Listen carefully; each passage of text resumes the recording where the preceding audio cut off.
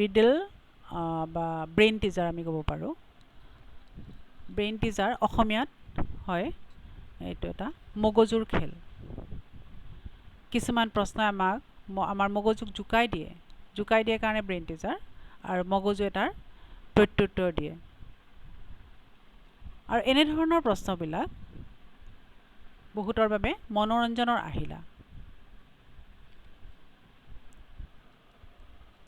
আমাৰ প্ৰথম প্ৰশ্নটোত আমি কৈছোঁ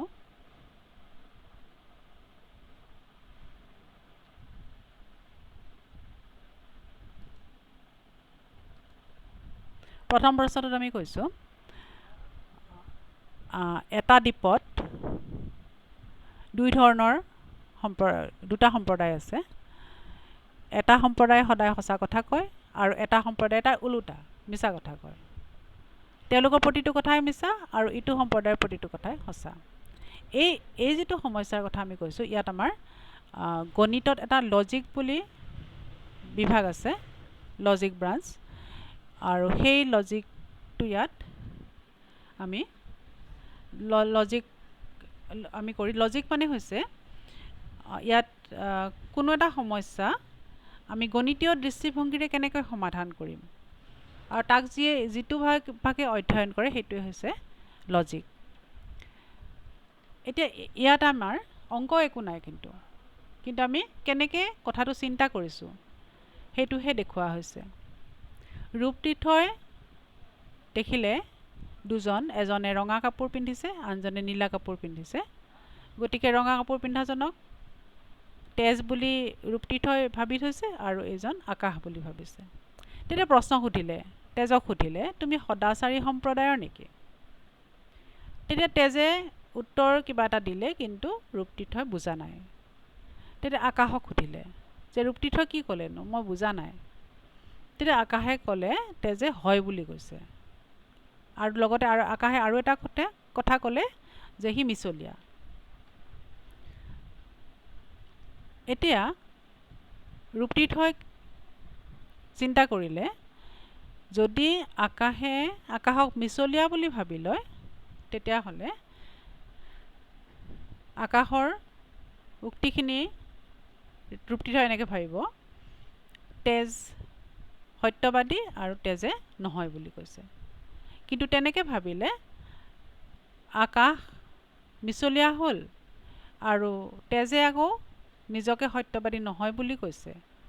তাৰমানে তেজে সঁচা কথা কৈছে, কিন্তু মিছলীয়া বুলি সঁচা কথা কৈছে। গতিকে ইয়াত সিদ্ধান্তটো ইয়াত আমাৰ ঠিককৈ আগবঢ়া নাই।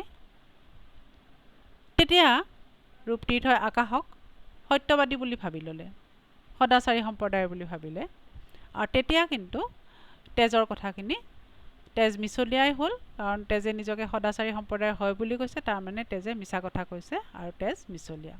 গতিকে ৰূপতীৰ্থই সিদ্ধান্ত ল'লে যে আকাশক বিশ্বাস কৰিব পাৰিব, কিন্তু তেজক বিশ্বাস কৰিব নোৱাৰে। তেজ হৈছে মিছলীয়া আৰু আকাশ সত্যবাদী। আন ধৰণেও এইটো কথা ভাবিব পাৰি, ৰূপতীৰ্থই যদি এটা ৰাস্তাৰে গৈ থাকি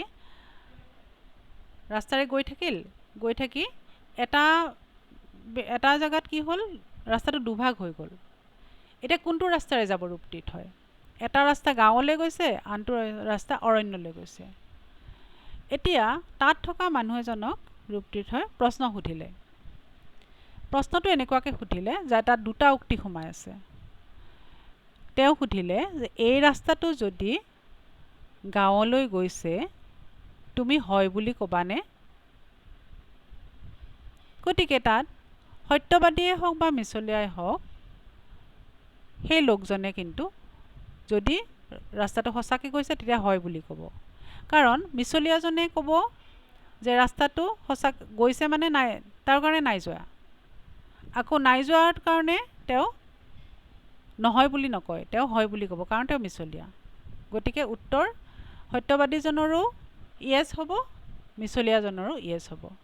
গতিকে যিটো ৰাস্তা গাঁৱলৈ গৈছে সেই প্ৰশ্নটোৰ উত্তৰ হয় হ'ব, আৰু যিটো ৰাস্তা অৰণ্যলৈ গৈছে সেই প্ৰশ্নটোৰ উত্তৰ তেতিয়া নহয় বুলি ক'ব।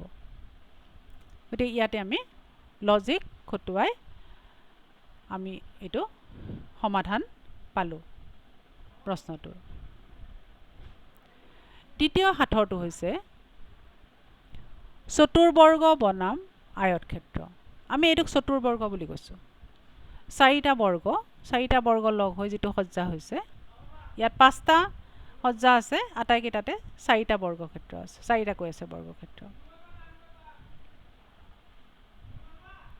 এতিয়া এই 4টা বৰ্গক্ষেত্ৰ, এই 5টা চতুৰ্বৰ্গক আমি এটা আয়তত সংস্থাপিত কৰিব লাগে। বহুত ধৰণে চেষ্টা কৰি চোৱা গৈছে কিন্তু পৰা নাই। কিন্তু সেইটো আমি নোৱাৰি বুলি আমি তাত প্ৰতিপন্ন হ'ব নোৱাৰোঁ, কাৰণ কোনোবা এটা ৰাস্তা কোনোবা এটা ধৰণে হয়তো আমি চেষ্টা কৰা নাই যিটো শুদ্ধ হয়। কিন্তু যদি আমি এইটো নোৱাৰোঁ বুলি প্ৰমাণ কৰিব পাৰোঁ, তেতিয়াহ'লে আমি এইটো বিশ্বাস কৰিব পাৰিম যে এইটো আমি কেতিয়াও কৰিব নোৱাৰোঁ। গতিকে তাৰ কাৰণে আমি এনেকৈ চিন্তা কৰিছোঁ, আয়তক্ষেত্ৰটো 4 একক আৰু 5 একক আমি ক'লা বগাকৈ সজালোঁ। ইয়াত যদি আমি এই চতুৰ্বৰ্গকেইটা সংস্থাপিত কৰোঁ তেতিয়াহ'লে এইকেইটাও আমাৰ ক'লা বগাকৈ আমি কৰিব পাৰিম। এতিয়া আমি এই 5টা চতুৰ্বৰ্গত দেখিলোঁ প্ৰতিটোতে 2টা 2টাকৈ আছে, কিন্তু এই সজ্জাটোত আকৌ এটাহে ক'লা আছে, বাকী 3টা বগা, বা এইটো যদি আমি বগা কৰোঁ বাকী 3টা ক'লা হ'ব। ইয়াত আমি এটা এৰি এটা কৰিলেও আমি সেই মাজৰটো এটা ৰং হ'ব, বাকীকেইটা কাষৰকেইটা বেলেগ ৰং হ'ব। গতিকে আমি ইয়াত 9টা ক'লা পালোঁ আৰু 11টা বগা পালোঁ, যিটো আমাৰ ইয়াত নিমিলিব। গতিকে আমি ইয়াৰ পৰাই সিদ্ধান্ত ল'লোঁ যে আমি এইটো সংস্থাপন কৰি এটা আয়তক্ষেত্ৰ পাব নোৱাৰোঁ।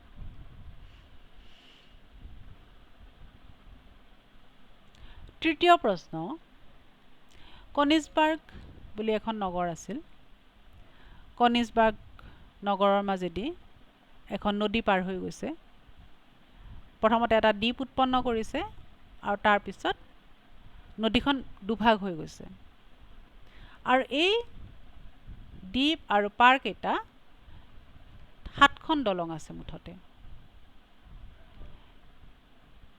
এবাৰ নাগৰিকসকলে চেষ্টা কৰিলে যে কোনো এটা স্থানত আমি যাত্ৰা আৰম্ভ কৰি প্ৰতিখন দলং কেৱল এবাৰহে পাৰ হ'ম, এবাৰহে পাৰ হৈ পুনৰ সেই স্থানত আমি উপস্থিত হ'ম। কিন্তু এইটো সম্ভৱ নহ'ল কাৰো কাৰণে, কোনেও নোৱাৰিলে কৰিব।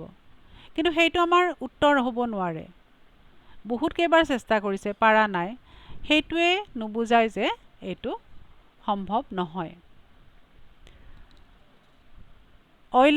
লিঅ'নাৰ্ড' অইলাৰ তেওঁ এইটো অধ্যয়ন কৰিলে আৰু এইটো অধ্যয়ন কৰি তেওঁ এটা গণিতৰ তেওঁ এইটো লেখতত্ত্ব বুলি ভাগ এটা তেওঁ আৱিষ্কাৰ কৰিলে। তেওঁ লেখতত্ত্বৰ ধাৰণা তেওঁ দিলে। ইয়াত আমি কি কৰোঁ, লেখতত্ত্ব মানে হৈছে ইয়াত শীৰ্ষবিন্দু থাকিব, বাহু থাকিব, আৰু তাৰে আমি শীৰ্ষবিন্দুবিলাক সংলগ্ন কৰি কিছুমান আমি গ্ৰাফ পাম। সেইটোৱে হৈছে সেই গ্ৰাফবিলাকৰ বিষয়ে আমি যেতিয়া অধ্যয়ন কৰিম, সেইটোৱে হৈছে লেখতত্ত্ব। অইলাৰ বৰ্তনী এটা, এই লেখতত্ত্বত বহু ধৰণৰ সূত্ৰ আছে। তেওঁ তাত অইলাৰ বৰ্তনী এটা তেওঁ চিন্তা কৰিলে। অইলাৰ বৰ্তনীটো এনেকুৱাকৈ তেওঁ সংজ্ঞা দিলে, যিটো আমাৰ এই প্ৰশ্নটোত সোমাই আছে, যে প্ৰতিটো দলং এবাৰেই পাৰ হ'ব আৰু আগৰ জেগাতে আহি তেওঁ উপস্থিত হ'ব। গতিকে এই দলংবিলাকক বাহু হিচাপে ল'লে, বাহু হিচাপে লৈ ইয়াত বাকীখিনি আমাৰ পাৰবিলাক আমাৰ শীৰ্ষবিন্দু হ'ল। গতিকে ইয়াত 4টা শীৰ্ষবিন্দু আছে, 7খন দলং আছে, মানে 7টা বাহু আছে। আৰু অইলাৰ বৰ্তনী আমাৰ কেতিয়া হ'ব সম্ভৱ, যদি শীৰ্ষবিন্দুবিলাক শীৰ্ষবিন্দুবিলাকৰ অযুগ্ম শীৰ্ষবিন্দু বুলি কৈছে। অযুগ্ম আৰু যুগ্ম। অযুগ্ম শীৰ্ষবিন্দু হৈছে শীৰ্ষবিন্দুটোৰ পৰা যদি অযুগ্ম সংখ্যক বাহু ওলায় সেইটো হৈছে অযুগ্ম শীৰ্ষবিন্দু, আৰু যদি যুগ্ম সংখ্যক বাহু ওলায় সেইটো হৈছে যুগ্ম শীৰ্ষবিন্দু। ইয়াত আমাৰ এৰ পৰা 3টা ওলাইছে, বিৰ পৰা 5টা ওলাইছে, গতিকে প্ৰতিটো ABCD প্ৰতিটোৱে অযুগ্ম শীৰ্ষবিন্দু। আৰু অইলাৰ বৰ্তনী কেতিয়া সম্ভৱ হ'ব? যেতিয়া আটাইকেইটা শীৰ্ষবিন্দুৱে যুগ্ম শীৰ্ষবিন্দু হ'ব, বা খুব বেছি এটা বা দুটা তাত অযুগ্ম শীৰ্ষবিন্দু থাকিব পাৰে, কিন্তু তাতকৈ বেছি অযুগ্ম শীৰ্ষবিন্দু থাকিব নোৱাৰে, আৰু তেতিয়া সি অইলাৰ বৰ্তনী নহয়। অইলাৰ বৰ্তনী নহয় মানে আমি একেটা যিটো আমাৰ কনিষ্কবাৰ্গ দলঙৰ যিটো আমাক দিছিলে প্ৰশ্ন যে প্ৰতিখন দলং এবাৰেই পাৰ হ'ব, গতিকে এইটো অসম্ভৱ। এই অসম্ভৱটোকে প্ৰমাণ কৰিলে এইটো লেখ তত্ত্বৰ সূত্ৰ অনুসৰি। আন এটা প্ৰশ্ন, এনি এজনী সৰু ছোৱালী, দেউতাকে সদায় ৰাতিপুৱা দৌৰে। এদিন তাই দেউতাকৰ লগত দৌৰিলে। প্ৰথমতে তেওঁলোকে দক্ষিণলৈ গ'ল, তাৰপিছত পূবলৈ গ'ল, তাৰপিছত উত্তৰলৈ গ'ল, কিন্তু পশ্চিমলৈ নোযোৱাকৈয়ে তাহাঁতি গৈ নিজৰ ঘৰ আহি পালেহি। এনে আচৰিত হ'ল, আৰু দেউতাকে তাইক তাৰ উত্তৰ দিলে যে তেওঁলোক আমাৰ পৃথিৱীৰ যিটো মেৰুত আছে, বৰ্তমান তেওঁলোক মেৰুত আছে, আৰু মেৰুত থকা কাৰণে ইয়াৰ পৰা এই মেৰুটোৰ পৰা প্ৰথমতে দক্ষিণলৈ গ'ল, তাৰপিছত পূবলৈ গ'ল, তাৰপিছত উত্তৰলৈ গ'ল, গৈ আকৌ, কাৰণ এইটো হৈছে এটা গোলকীয় জ্যামিতিৰ ধাৰণা, এইটো গোলকীয় ত্ৰিভুজ হৈ গ'ল এটা। এই গোলকীয় ত্ৰিভুজটো এটা ভূগোলক আনি এনিক বুজাই দিলে দেউতাকে। এইটোক আমি গোলকীয় ত্ৰিভুজ বুলি কৈছোঁ।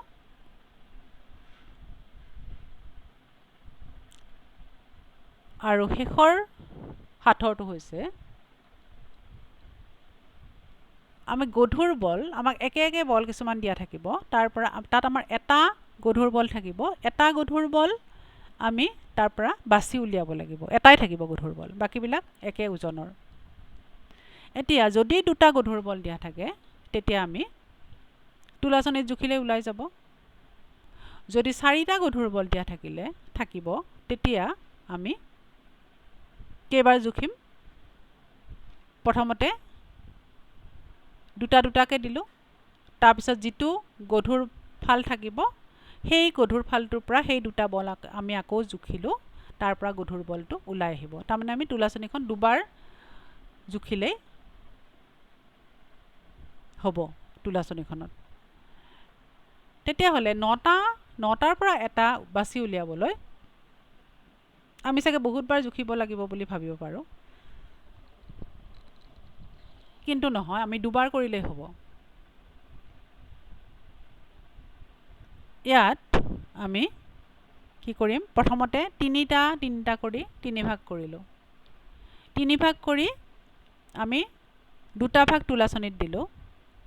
যদি 2টা ভাগে সমান ওজনৰ হয় তেতিয়াহ'লে তাৰমানে আনটো ভাগত গধুৰটো আছে, বা যদি 2টা ভাগত গধুৰ ভাগটো ওলায় তেতিয়াহ'লে সেই গধুৰ ভাগটোক আমি লৈ ল'লোঁ। বাকী 6টা আঁতৰাই দিলোঁ, বাকী 3টা য'ত আমাৰ গধুৰ বলটো থাকে আৰু বাকী 2টা বেলেগ বল থাকে। এতিয়া আমি কি কৰিম? সেই 3টা বলৰ পৰা আমি যিকোনো 2টা বল ল'ম, 2টা বল লৈ আমি তুলাচনীত ওজন কৰিম, আৰু ওজন কৰিলে আমাৰ যদি তাত গধুৰ বলটো থাকে আমি তুলাচনীৰে পাই যাম, আৰু যদি তাত সমান হয় তাৰমানে আমাৰ তৃতীয় বলটো। গতিকে 3টা বলৰ পৰা আমি 2টা আঁতৰাই দিলোঁ, আঁতৰাই আমি তুলাচনীত জুখিলোঁ। যদি ইয়াত গধুৰ বলটো ওলাই সেইটো গধুৰ বল পালোঁ। যদি এইকেইটা সমান ওজনৰ হয় তাৰমানে এই ভাগটো এই বলটো আমাৰ তৃতীয় বলটোৱে আমাৰ গধুৰ বল। তাৰমানে আমি তুলাচনীখন দুবাৰ ব্যৱহাৰ কৰিয়ে আমি গধুৰ বলটো উলিয়াই দিলোঁ। গতিকে এই 5টা প্ৰশ্ন আমি এইবাৰ আলোচনা কৰিছোঁ, আৰু ইয়াৰ পিছতো ভাবিছোঁ আৰু এনেকুৱা ধৰণৰ প্ৰশ্ন আমি আলোচনা কৰিম। ধন্যবাদ।